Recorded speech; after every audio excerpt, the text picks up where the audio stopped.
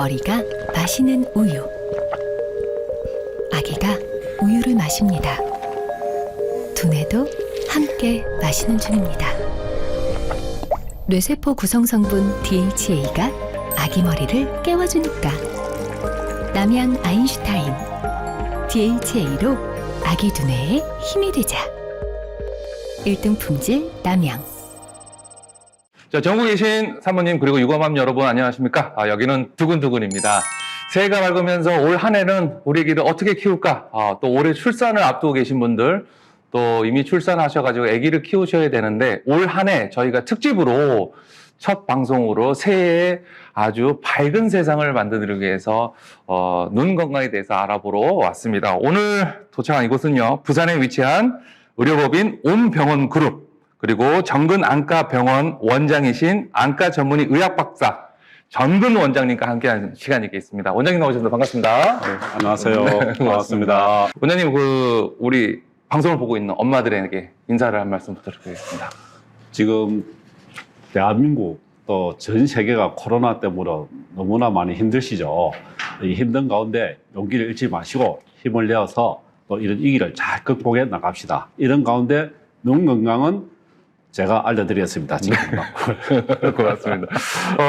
역대 저희가 두근두근에 출연하시는 많은 그 의사분들이 계시는데 오늘 끝판왕입니다. 또 앞에 소개도 했다시피 종합병원의 병원장님께서, 이사장님께서 직접 나오시기는 또 처음이다 보니까 여러분 또 그만큼 많은 정보를 또 들을 수 있으라 믿고 저희가 좀 하도록 하겠습니다. 요즘 지금 겨울철이지 않습니까? 요즘에는 혹시 원장님 어떤 질병들로 안과를 많이 옵니까? 옛날에는 이 안과에 오는 환자들의 비중이 감염성 질환들, 세균 감염이라든지 위생이 안 좋은 그런 상태에 생기는 그런 병들이 사실은 많았고요. 지금은 또 코로나 시대이다 보니까 마스크 다 쓰고 네네. 손 열심히 씻잖아요, 그죠? 네네. 그 다음에 옛날 시대 살 때는 어떻게 살았냐 하면은 수건 하나 가지고 온 가족이 일주일 쓰고, 네. 목욕탕은 1년에 추석하고 설에 2번 가고, 위생상태가 안 좋았거든요. 지금은 위생상태가 너무 좋아졌어요. 그래서 감염성 질환이라든지 눈병이라든지 그런 걸 거의 요즘은 사실 보기가 힘들어졌어요. 그렇구나. 그 대신에 생길 수 있는 상황들이 현대병, 문명의 이기를 사용하면서 생기는 병들, 그 다음에 실내가 옛날에는 밖에 돌아다니기도 하고 습도 조절할 필요 없이 자연에서 살았으니까. 네네네. 지금은 아파트에 사니까 건조증, 실내 많이 건조하잖아요. 하루 종일 히터 켜고 여름에는 또 에어컨 켜고, 그런 환경의 변화들 때문에 생기는 그런 변화들, 그리고 눈을 많이 쓰니까 또 건시가 많이 진행된다든지, 그 다음에 전에는 질병이 발견이 늦었어요. 조기 진단이 안 됐죠, 사실은. 네네네. 왜? 증상이 생기고 난 뒤에 병원에 가니까 그때는 이미 진행되었지만 지금은 약간의 기미가 보여도 증상이 보여도 빨리 병원에 오는 거예요. 그러니까 조기 진단, 조기 치료가 되는 상황이죠. 그래서 종전에는 감염성 안과 질환에서 지금은 기능성 안과 질환으로 바뀌고, 또 노인성 안과 질환으로 바뀌게 되고, 또 어린 아이들 같이 사시라든지, 사실은 옛날에 우리가 사파리란 말 있잖아요. 네네네, 맞습니다. 사시가 눈이 돌아간다든지 그런 것도 안검하수, 눈꺼풀이 치진다든지 눈썹이 찌른다든지 이런 현상들이 조기에 다 치료가 참 잘 되고 있어요. 갑자기 말씀을 들어보니까 엄마들도 출산을 하게 되면 갑자기 몸에 이상이 생기지 않습니까? 그렇죠. 출산으로 해서 시력이나 눈에 좀 건강에 이상이 오는 경우도 있습니까? 그렇죠. 출산하면서 이제 임신 중독증 그런 부분이 많이 생길 때 눈에도 같이 망막에 부종이 오기도 하고 출혈도 오기도 하고 막 많은 시신경에 문제가 오기도 하거든요. 그래서 이제 산부인과에서 임신 중독증을 잘 치료를 하거나 하면은 눈에까지 사실은 잘 안 오는 것이죠. 또 임신하고 나면은 몸 전체적으로 좀 피곤한 경향이 또 있고 하니까 몸무게도 불고 힘들니까 눈이 약간 불편하면서 건조증의 증상 또 있는 반면에 또 엄마가 되면은 아기를 보호하기 위해서 몸 자체에서 면역 형성들이 많이 일어나게 돼요. 그거로 인해서 또 방어 능력이 또 굉장히 발달하게 되는 것이죠. 그래서 엄마들은 어떻게 보면은 면역이 더 발달할 수 있다. 특히 눈에서도 그런 현상을 볼 수가 많이 있습니다. 그리고 또 임신 도중에 엄마들은 또 임신성 당뇨가 오시는 분들도 많이 계시는데 당뇨랑 또 시력이랑 또 이렇게 관계가 또 높습니까? 그렇죠. 옛날에는 우리 대한민국 국민들이 영양 상태가 별로 안 좋고 많이 안 먹다 보니까 네네네. 당뇨가 별 생길 가능성이 없었거든요. 네네네. 또 단 것을 많이 안 먹고 하니까 지금은 비만해지고 하니까 당뇨 환자들이 많아졌어요. 그 엄마들도 이제 임신 중독성 당뇨병이 생기면 눈에 대해서도 상당히 주의를 기울여야 돼요. 당뇨병이 현대병으로 특히 장기적으로 가면은 눈에 반드시 문제가 오게 되고 5년, 10년 지나면은 실명에 이르는 원인 중에 가장 큰 요인 중에 하나가 당뇨거든요. 네네. 그러니까 당뇨가 생겼다 하는 즉시 내과만 갈 것이 아니라 네. 안과에 가서 맞아요. 망막 검사를 반드시 해야 돼요. 망막을 왜 검사를 해야 되냐 하니까 당뇨병이 생기는 곳이 부위가 혈관이에요. 혈관. 혈관의 변화가 일어나면서 혈관이 터지게 되고 그 혈관이 터진 그 혈액들이 나와서 문제를 일으키거든요. 눈에도 혈관이 있거든요. 온몸에 혈관이듯이 우리 온몸에 혈관을 직접 볼 수 있는 곳이 어디냐? 혈관을 직접 볼 수 있는 곳. 눈입니다. 네. 눈. 그래서 종합검진하러 가면 눈 사진을 칵 찍죠. 네네네. 번쩍하면서 찍히거든요. 네네. 그럼 찍히는 것이 무엇을 보느냐?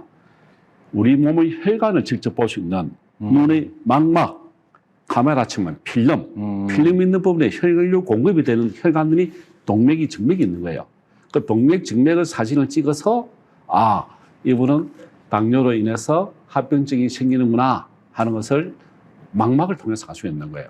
망막을 통해서 또 당뇨뿐만이 아니라 고혈압까지도 고혈압의 상황이 어떻게 진행되고 있는가 내 안의 그런 시신경에 대한 그런 상황들도 눈을 통하면 다 볼 수가 있죠. 지금 그 임신성 당뇨가 왔을 때 꼭 여기 눈 검사를 꼭 해야 된다는 얘기를 처음 듣다 보니까 저희도 많은 분들 말씀에 풍우를 들어 좀 알고 있는데 이런 정보들은 여러분 꼭 챙기시고 원장님의 얘기대로 좀 여러분 꼭 따르셔야 될 것 같고요. 많은 엄마들이 궁금해하는데 이게 뭐 시력이나 안구 건강 이런 부분 유전적인 요소가 얼마만큼 있는지 그게 많이 궁금해하시거든요. 그렇죠. 아버지가 뚜껑 안경을 썼는데 네. 이제 아기를 낳았어요. 남편이 뚜껑 안경을 썼다. 네. 우리 애는 어떨까? 걱정이 되잖아요. 그죠? 그렇죠. 엄마도 뚜껑 안경, 네네. 동심원을 이루고 있는 안경 끼고 있다. 그러면 자녀도 동심원을 이루는 안경을 낄까 안 낄까? 네. 낍니다. 낍니까? 꼭 끼는 건 아니지만은 네. 확률이 아주 높죠. 그게 유전이다. 그죠? 그러면은 옛날에는 눈 나쁜 사람이 거의 사실은 없었잖아요. 그죠? 네네. 옛날에 키가 160cm 같으면 신라시대 때 키가 컸거든요. 네네. 지금 160cm라면 키가 적잖아요. 지금은 180, 170이 평균으로 돼 있잖아요. 그죠? 네, 맞습니다. 키가 많이 커졌거든요. 네네. 키가 커지면 어떻게 될까요? 팔, 다리도 길어지죠. 네네. 머리도 커지고, 네네. 살도 찌면 머리가 커지듯이, 이제 뼈도 크고. 뼈도 굵어지고, 네네. 눈은? 눈도 커지죠. 눈도 당연히 커지죠. 네네. 근시는 무엇이냐? 눈이 커지는 것을 근시입니다. 근시. 눈알이 커지는 거. 눈 앞과 눈 뒤 길이가 길어지잖아요. 네네. 눈 장축이 길어지는 거예요. 눈 앞면과 뒷면이. 그러면 초점은 앞에 맺어져 있으니까 망막은 뒤에 있잖아요. 그러니까 근시가 생기는 거예요. 그러니까 앞에 온몸 렌즈를 두어서 빛을 굴곡을 시켜서 저 초점을 뒤에 맺혀주는 것이 근시인 거예요. 눈이 커지는 거죠. 그러니까 유전적인 영향을 받을 수밖에 없네요. 원래 유전적인 사람은 근시가 있는 사람들, 눈이 큰 사람들도 있고, 네. 또 굴절력이 앞쪽에 맺어져서 눈이 작아도 큰 근시, 고도근시. 고도근시는 눈이 대부분 커요. 그런 눈이 큰 사람들의 유전. 후천적으로 그 조선시대 때 비해서 키가 커지고 몸이 커지면서 지금 영양 상태가 좋으니까 지금 눈이 많이 커지잖아요. 그러니까 옛날에는 안경 낀 사람이 별로 많이 없었는데 지금은 초등학생부터 키가 커지고 하니까 눈이 근시가 많아진 거예요. 물론 영양 상태, 그리고 선천성, 그다음 후천성으로 또 눈을 많이 써서 생기는 또 근시도 또 있거든요. 그래요? 다 복합적으로. 뭐 어릴 때부터 책을 너무 가까이 본다 이런 생활 습관들이 근시를 눈 건강에 나빠지게 하는 부분이 있는 건지 영향을 끼칩니까? 그렇죠. 그 후천성인 생활 습관의 변화로 인해서 지금 그 중학교 3학년 전에 저희들이 조사를 한번 했는데요. 네네.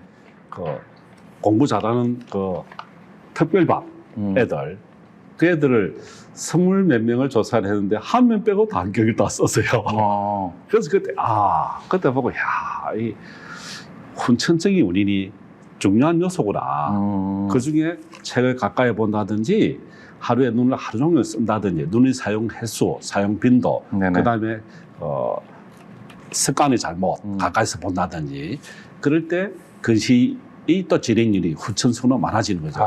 그래서 다른 외국에서 한번 조사를 한번 했어요. 네네. 원숭이를 어떤 원숭이 그룹은 그냥 자연에서 뛰어놀게 하고 어떤 원숭이 그룹은 그냥 하루 종일 텔레비전 보게 한 거예요. 그럼 누가 근시가 많았느냐. 나중에 한 1년 보니까 텔레비전을 하루 종일 본 원숭이들은 근시가 많이 진행이 되었더라. 나쁘구나. 그러니까 후천적인 원인들이 생기는 것이죠. 근데 텔레비전을 많이 본 데서 나쁜 것은 아니고 가까이서 볼 때, 가까이서 보게 되면 어떤 현상이 발생하냐 하면은 눈이 조절을 하는 거야, 조절. 우리가 저 멀리 볼 때는 눈을 편안하게 봐도 보이잖아요. 네네네. 가까이 보게 되면 이렇게 눈이 힘을 줘야 보이거든요. 그게 노안이거든요. 그 노안이 시작이 어릴 때부터 집중하게 되니까 눈이 조절되게 집중력이 많아지니까 근시가 후천적으로 생기는 것이죠. 요즘은 TV는 많이 안 보는데 다 이만큼 스마트폰을 애들이 보니까. 그렇죠. 특히 스마트폰을 엄마가 보지 마라 하니까 입을 뒤집어 쓰고 네, 맞습니다. 방에서 엎드려서 보잖아요. 네, 엎드려서 보고. 엎드려서 보면은 굉장히 가까워지잖아요. 왜? 나중에 힘이 없으니까 쭉 앞으로 가까이 가거든. 네네. 그 가까워지가 눈앞에 바로 보는 거예요. 네, 맞습니다. 앞에서 보면은 그래도 뛰어서 보는데, 그죠? 그래서 엎드려서 보는 스마트폰이 더 안 좋다. 그럼 보통 어느 정도 거리는 좀 있어야지 멀면 멀수록 좋은 겁니까, 원장님? 보통 30cm, 35cm 말라 하는데, 네. 그것도 하루 종일 계속 보면은 힘들거든요. 그래서 저희 안과 의사에서 항상 말을 해요. 50분 보고 5분 쉬어라. 쉬어라. 사실 그게 지키기 힘들어요. 그렇죠. 근데 이제 아까 이제 유전적인 영향이 좀 큰다고 그랬는데, 이제 저도 이제 안경을 썼습니다, 원장님. 나중에 우리 애가 났는데 이게 눈이 나쁘면 어떻게 이거 예방책은 없습니까, 선생님? 이렇게 좀 하는 부분도 생길 거거든요. 엄마들이 걱정이 많아요. 그래서 저는 걱정하지 마세요 해요. 해요. 눈 나빠지도록 놔두세요. 놔둬도 됩니까? 놔둬도 되죠. 나중에 수술하면 돼요, 그냥.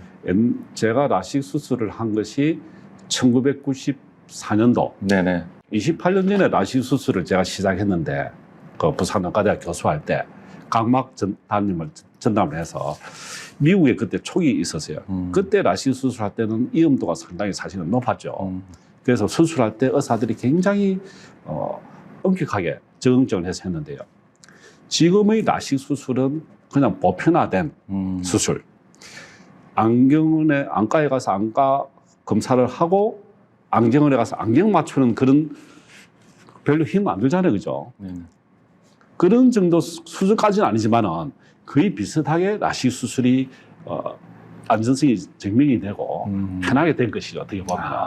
그러니까 초, 중, 고등학교 때 눈을 쓰지 말고 멀리 보고 앉아서 하고 그 애들은 그래 되면 어떻게 되겠어요? 눈은 조금씩 길지도 몰라도 정신적인 스트레스 그게 더 커요. 그런 상황에 그런 스트레스를 주는 것이 좋을까?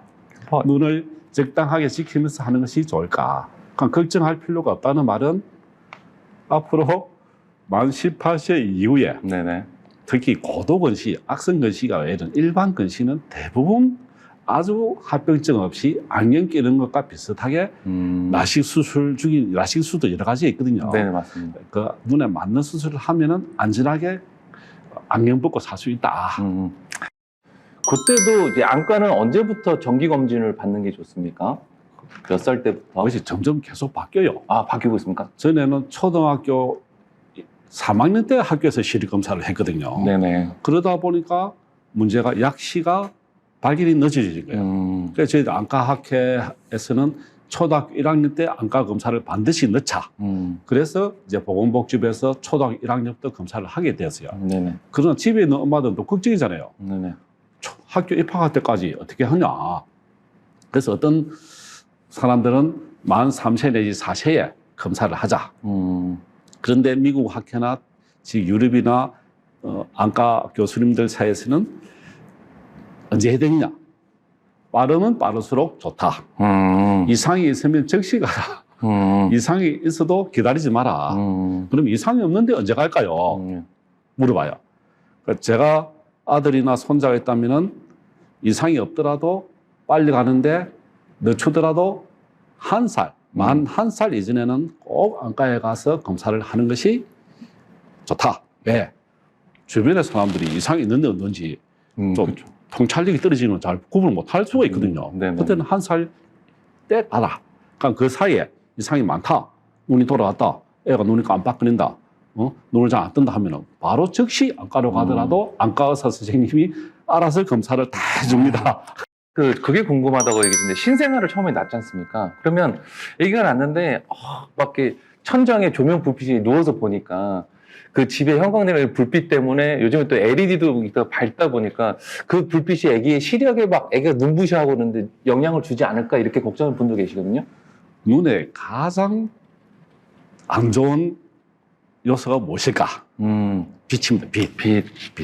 나이는 어쩔 수 없잖아요. 네네. 나이가 들면 어차피 노화가 오지만은 나이는 피할 수 없지만 피할 수 있는 것은 햇볕이다. 강한 빛이다. 그래서 간접 조명이 좋죠. 특히 아기가 있는 방에서는 불빛을 직접 조명하지 말고 간접 조명, 옆으로 들어오게 한다든지. 너무 또 어두우면 힘들지만은 약간 어두스름한 불빛, 이것이 제일 좋아요. 그래서 직사광선, 특히 또 햇볕. 지금 어머니들도 햇빛을 좋아하면 안 돼요. 햇빛이 노화의 주 원인 두 번째입니다.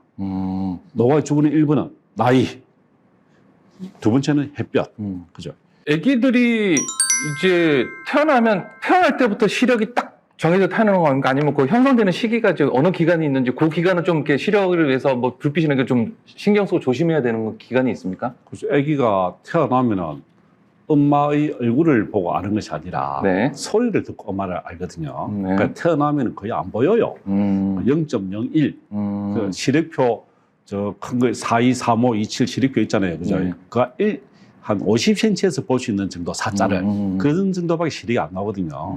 그러니까 점점 시력이 발달하면서 6개월 되면은 한 0.04, 06 올라가면서 만 1살이 되면은 0.01, 2 정도, 만 6세가 되면 이제 완성이 된다죠. 그때는 0.8 내지 1.0 정도. 학교 들어가기 전까지는 어떻게 보면은 시력이 점점 발달하는 시기. 그러니까 왜 시력이 그때까지 발달할까? 눈의 크기가 그때 만 6세, 7세 정도 되면 눈의 크기가 어느 정도 성인 레벨에 도달하는 거예요. 그때까지 시력이 점점 발달하게 되는데, 그래서 좀 전에 말했듯이 그 사이에 시력이 발달이 안 됐다. 시력이 성장이 안 됐다. 하면은 시력이 그때 멈춰버린 거예요.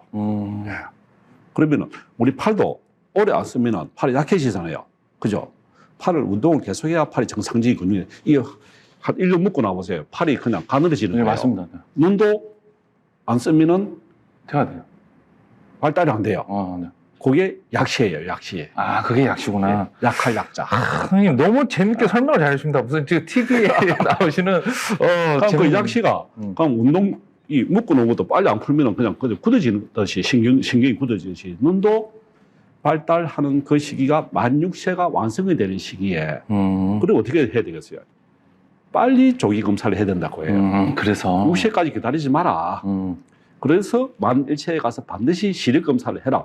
애가 시력표를 글자를 모르는데요. 그건 안과 의사가 알아서 다 합니다. 안과 의사가. 의사가. 네. 그러면은 어떻게 객관적으로 알 수 있을까? 안과에 가면은 굴절 검사부터 모든 검사를 안과 검사부터 다 하게 되어 있습니다. 애가 말 한마디 안 해도 다 해요. 그러면 그 상태를 보고 얘가 시력 발달에 문제가 있구나. 조기 발견하면 할수록 시력이 정상적으로 발달하는 것이 참 가능성이 더 많아요. 그런 것뿐만 아니라 약시, 한쪽 눈이 안 보인다. 왼쪽 눈은 보이는데 오른쪽 눈은 안 보인다. 왜? 오른쪽 눈에 문제가 있었겠죠, 그죠? 네. 그럼 그 문제가 뭐냐? 우리 옛날 말로 짝대기. 서로가 다르다고 해요. 왼쪽은 정상적인데 오른쪽은 눈이 근시가 많거나 원시가 있거나 또 난시가 많거나 하면 안 보이잖아요. 오른쪽이. 안 보이는 쪽은 애가 안 보려고 하는 거예요. 왼쪽으로 계속 보는 거예요. 왼쪽은 정상적으로 발육이 되는데 오른쪽은 발육이 안 되는 거, 정상적인 성장이 안 되는 거. 그 성장이 만 6세에 완성이 되는데 그 6세 이전에 교정이 돼 줘야 되니까요. 그러면은 근시가 많다. 안경 끼면은 보이잖아요. 그러면은 정상적으로 발육이 되는 것이요. 만 6세까지. 그래서 조기 발견, 조기 검사, 조기 검사 그게 중요한 거죠. 중요하다.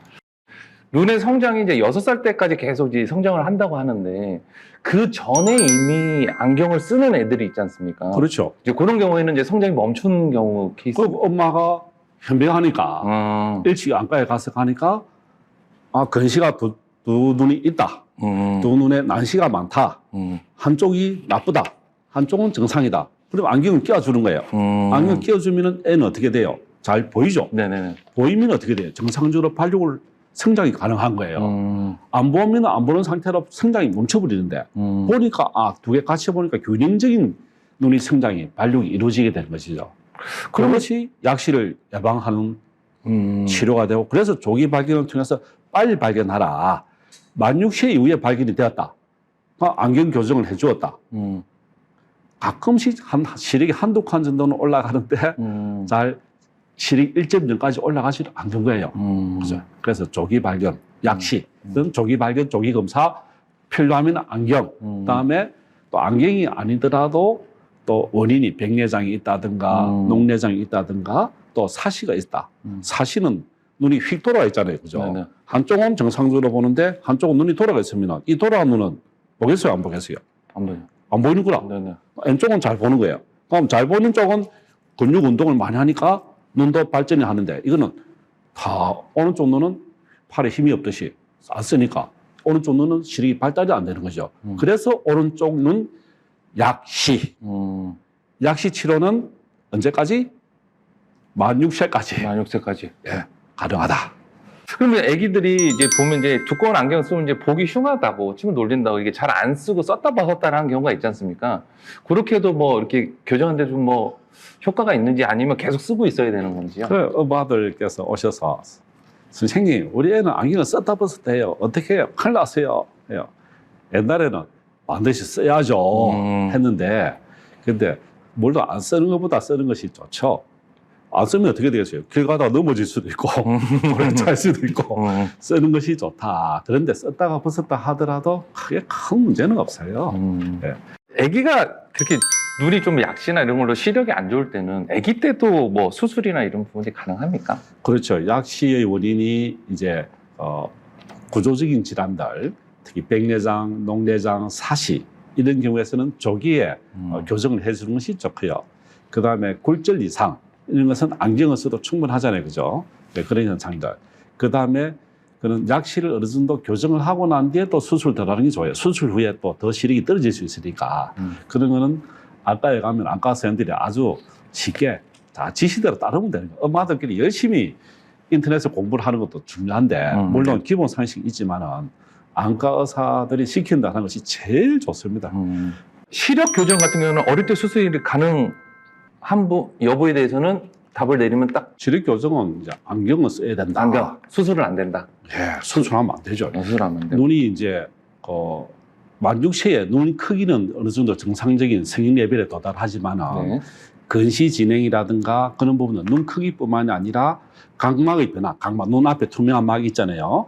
각막이 변화가 또 오게 되고 그러면서 수정체도 또 변화가 오는 거예요. 그래서 굴절의 변화 여러 가지 요소가 복합되는데 그래서 초, 중, 고 특히 사춘기 때 눈의 굴절 변화가 많이 생기거든요. 그때 안경 끼는 애들이 갑자기 늘어나게 되는 거예요.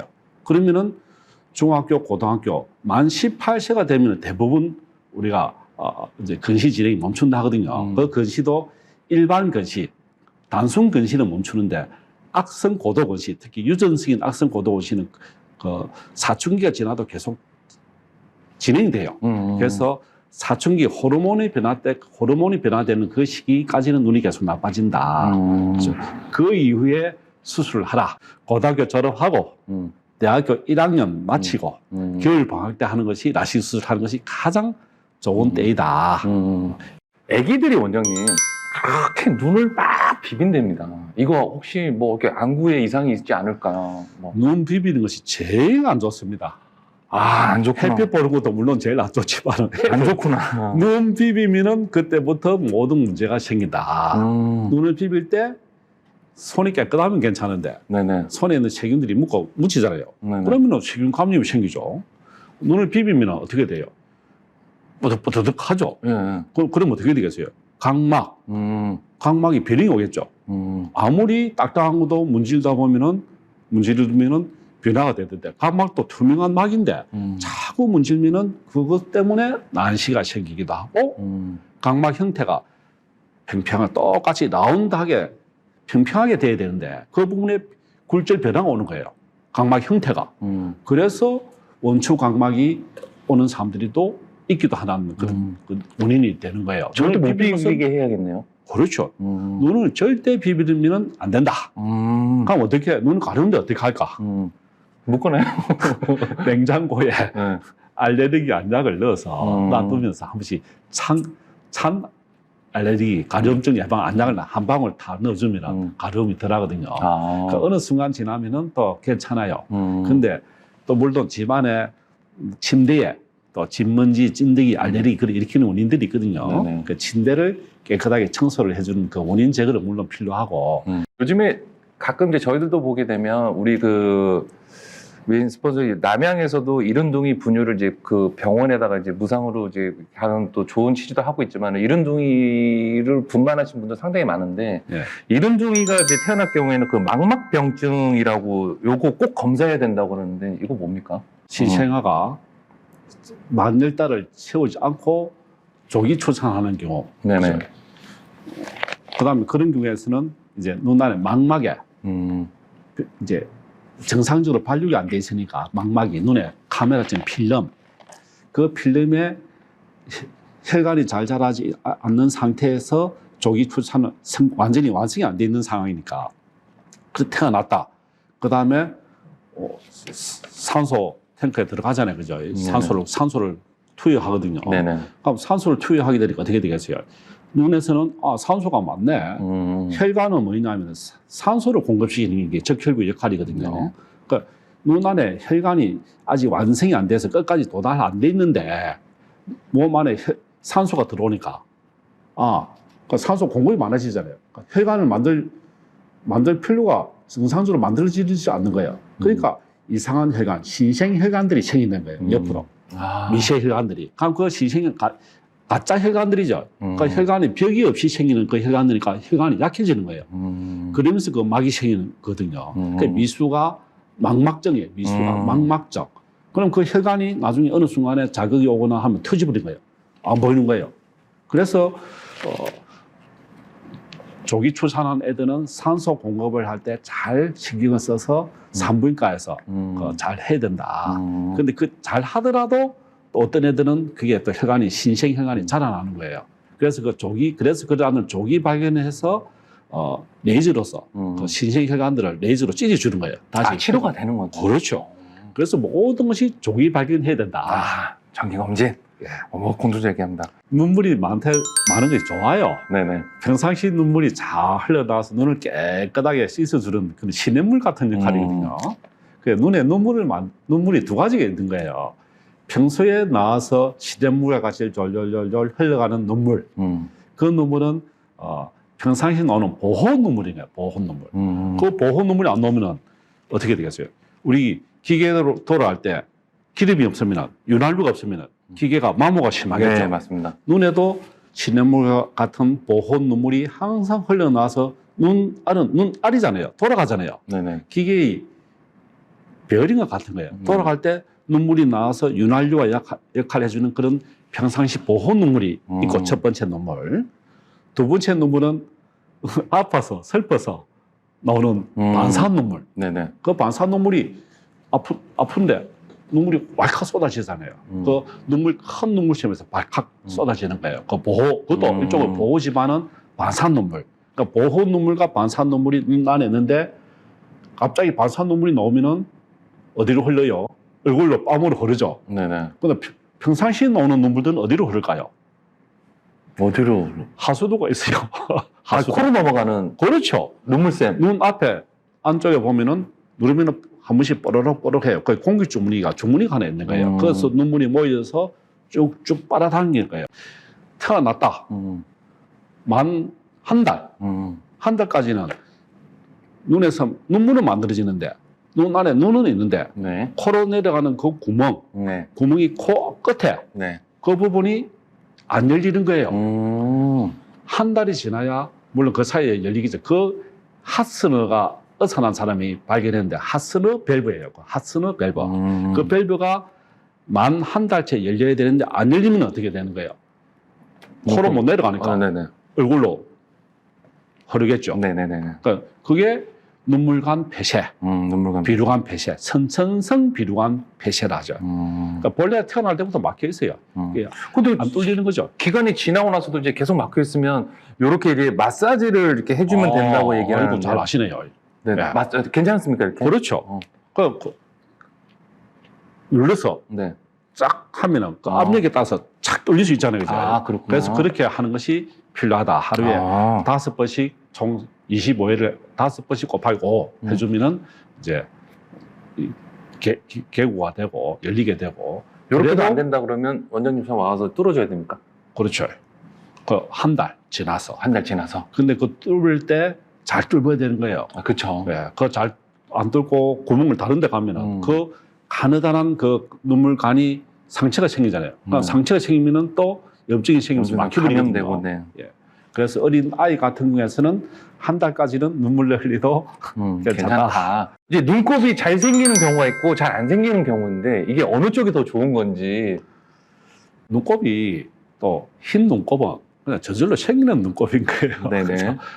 눈을 움직이면서 마찰이 생기고 눈 안에 또 지방 분비물이 나오면서 또 그게 뭉치기도 하고 정상적인데 그걸 너무 민감하게 생각할 필요는 전혀 없고요. 네. 근데 그곳에 더러운 손이 되거나 그다음에 얼굴을 닦는 손수건이나 그 손수건을 자꾸 안 씻고 그 세균이 묻어 있을 때 그것을 닦았을 때 애기 얼굴에 눈에 그럼 세균이 옮겨지잖아요. 그죠? 네네. 그럼 세균이 그 안에서 눈 안에서 눈물 안에서 자라는 거예요. 눈물에서. 그러면은 누른 눈곱이 나오는 거예요.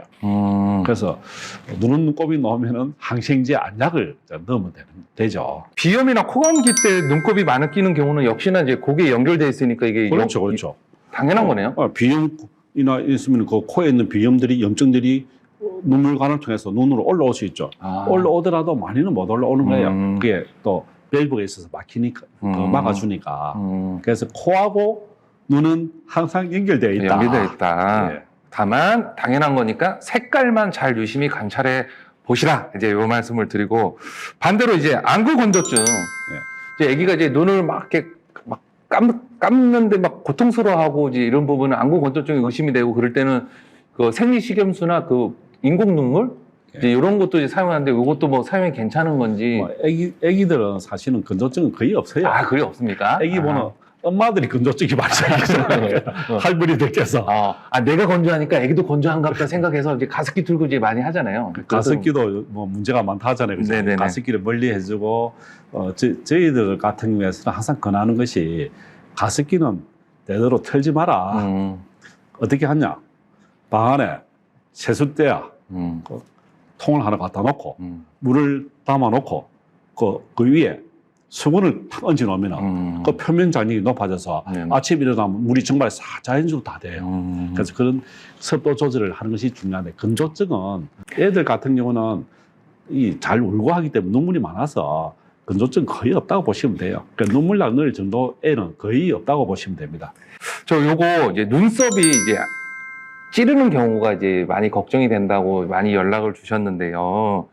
이것도 선천적으로 생기는 겁니까? 눈썹이 이제 눈을 찌르는 경우도? 이게 안검하수라고 그러나요? 애들은 전부 다 눈썹 다 찔려요. 아, 그렇습니까? 태어나면은. 우리나라가 이 몽골리안 그 계통이잖아요. 그죠? 몽골리안 계통은 특징이 있죠. 엉덩이 푸른 반점, 몽골 반점, 엉덩이에 다 있어요. 그 보면은. 그럼 두 번째는 특징이 몽골 주름. 눈 안에 주름이 하나 있는 거예요. 그 눈꺼풀 안에 위쪽으로.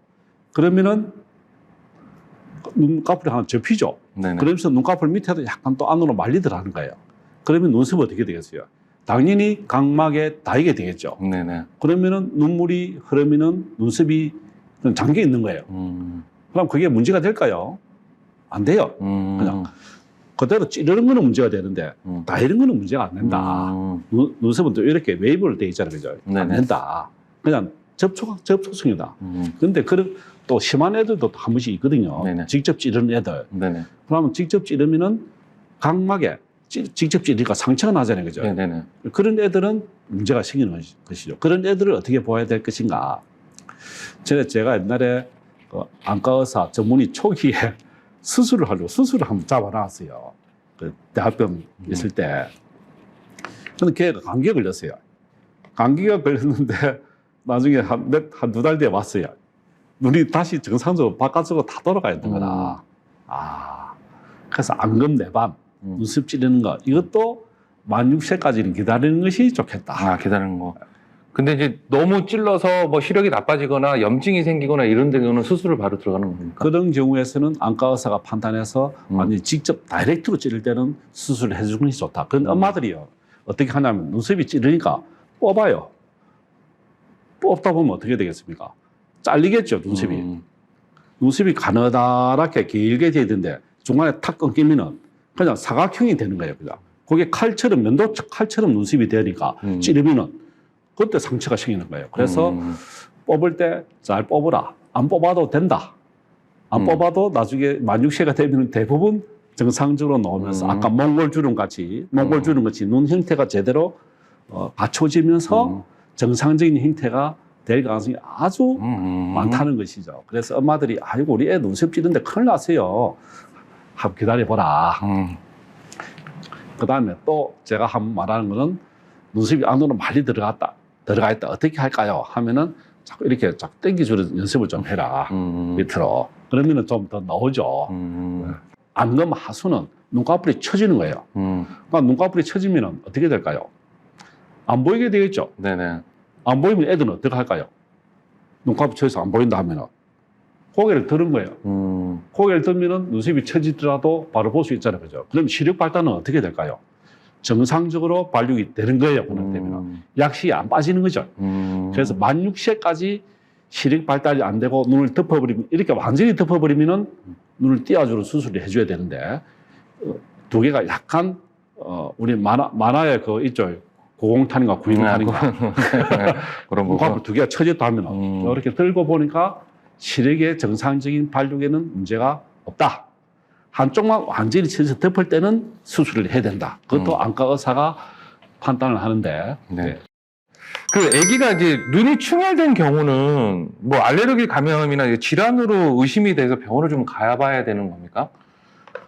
눈이 충혈이 있다, 아기가. 네네. 그러면 대부분 비벼서 생기는 것이 많아요. 비벼서. 그러니까 눈에 눈곱이 나거나 하면은 눈곱과 충혈은 결막염인데 충혈이 된 것은 대부분 문제가 거의 없다. 충혈만 된 거는. 예.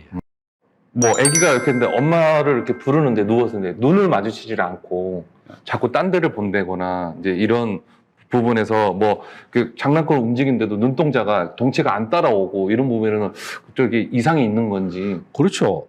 엄마를 봐도 못 알아보고 그 모빌 움직이는데 눈도 따라가지 않고 네네. 그러면은 눈 안구 운동에 문제가 있다. 그거는 빨리 검진을 받아야 돼요. 사시가 있거나 뭐 여러 가지 있으니까 빨리 안과에 가야 되죠. 그렇죠. 조기 발견, 조기 치료. 그것이 약시 예방에 중요하다. 시죠. 그 흰자에 검은 점이 있다고 또 질문 주신 분 계시거든요. 네. 그 얼굴에 점 있죠. 네네. 다. 네네. 애들은 얼굴에 별 점이 없는데 네네. 가끔씩 있는 애들이 또 있어요. 나이가 들면서 얼굴에 점이 생기거든요. 눈의 흰 창에도 점이 올 수가 있는 거예요. 그 결막 모반. 결막 모반. 예. 결막은 흰 창에 있는 그 투명한 막을 결막이라 하는데 그 결막에 점이 있는 것을 점이라 하면 될 건데 그냥 의학용어로 모반이에요. 그냥 결막 점이라 하면 됩니다. 이상이 있는 겁니까? 정상. 정상. 얼굴에 점 정상이죠. 알겠습니다. 그 아기가 이제 돌 지났는데 모든 사물을 다 이렇게 가까이 본답니다. 이상이 있어서 그런 거겠죠?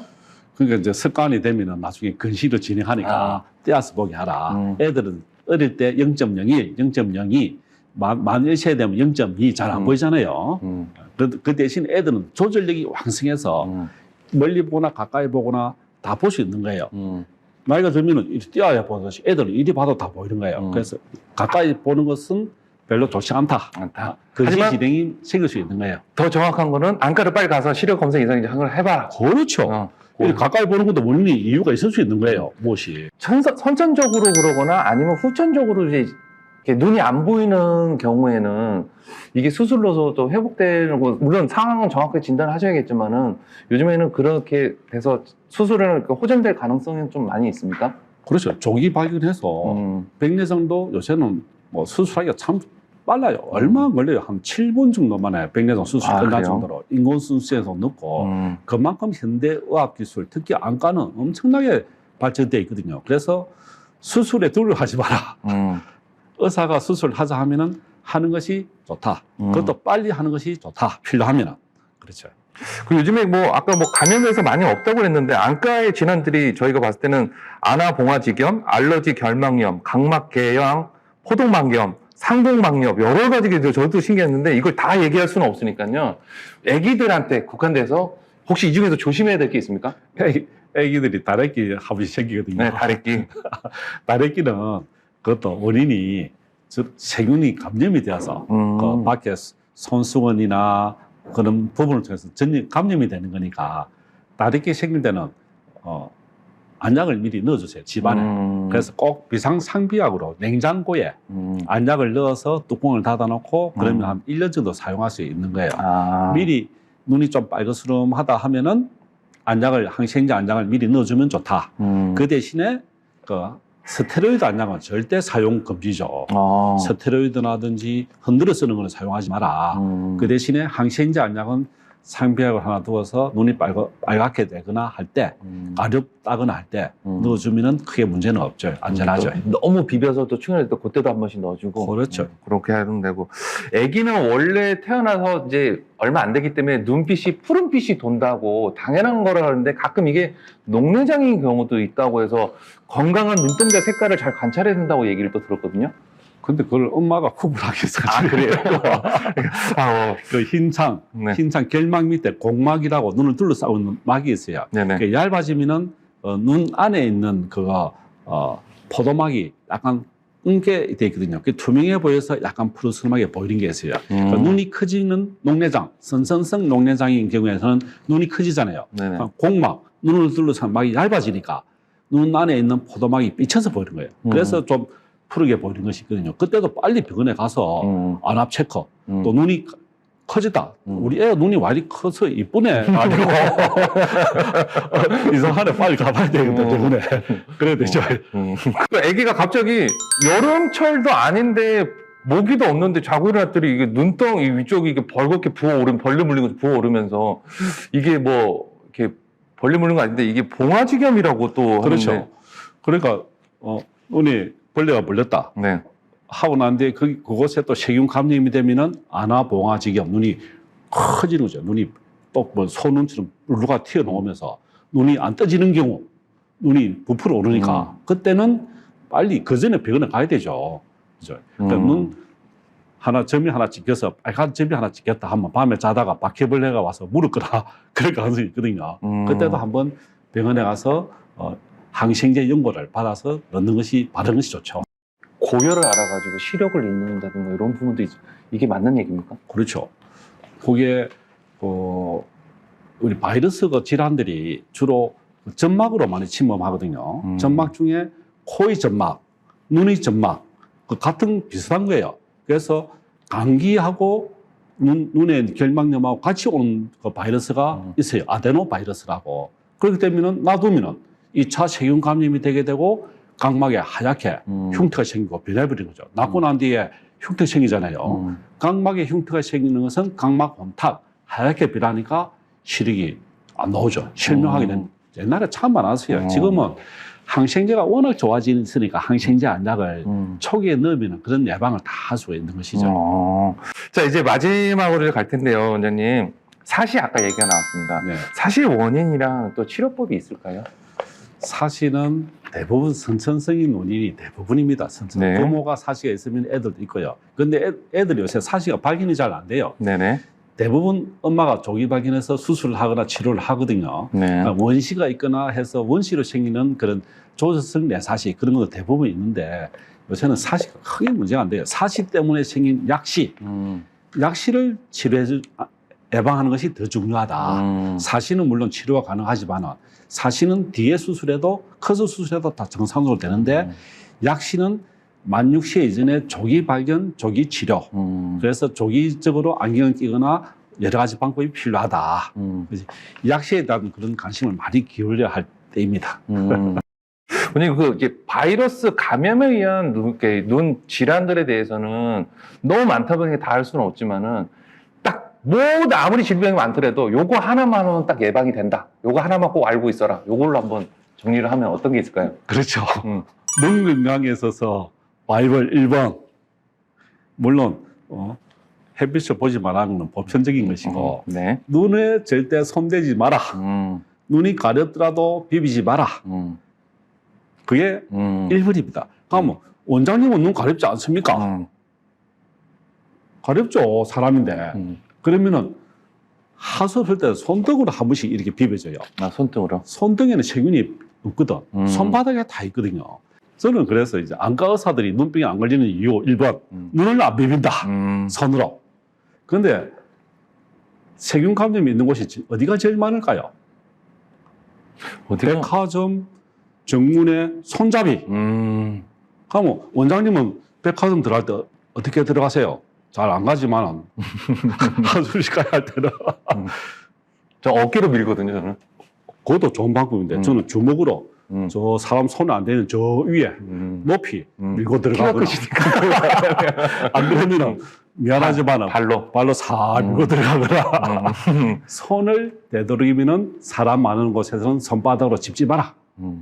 갔다 오면 씻으라. 씻을 때 어떤 사람은 손을 탁 올리고 열심히 씻고 탁 내놔요. 그럼 어떻게 되겠어요? 손잡이에 벌써 묻었는데 또 뭐 열심히 씻어 또 묻는 거예요. 그렇죠. 그죠? 그래서 그때도 어떻게 하느냐? 손등으로 탁 올리고 싹 씻고, 그죠? 그러니까 손잡이도 물도 씻어 놓고 탁 손바닥 손등으로 그죠? 손을 씻더라도 빨리 씻어서 그다음에 제일 마지막 손잡이 부분에 터치가 안 되도록 하는 것이 더 중요하다. 자, 오늘 이제 이렇게 해서 이제 눈구멍에 대해서 알아봤는데, 오늘 마지막으로, 엄마들에게 이제 뭐 해주시면 그래도 뭐 당부의 말씀 있으면 마지막 인사를 한번 해주시기 바라겠습니다. 우리 남양유업에서 이게 좋은 프로그램을 해서 정말 참 좋습니다. 좋고, 눈은 이상이 있으면은 즉시 안과에 가서 검사를 하면은 조기 검사, 조기 치료가 답입니다.